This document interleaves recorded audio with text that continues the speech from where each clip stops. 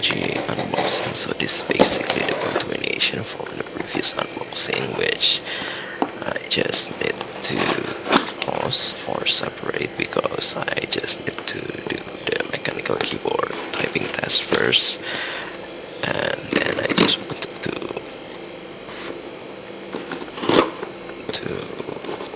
move or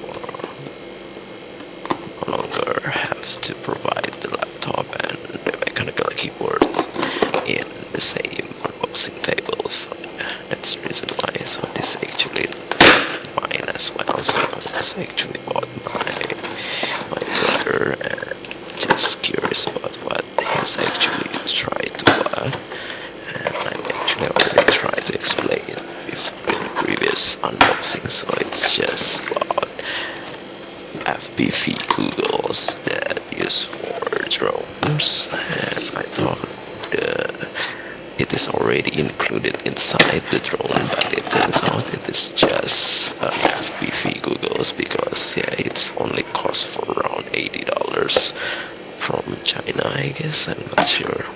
And right now it is already out of stock, maybe because it is pretty cheap for the goggles that already had the built-in LCD screen and also the transmitter to receive the video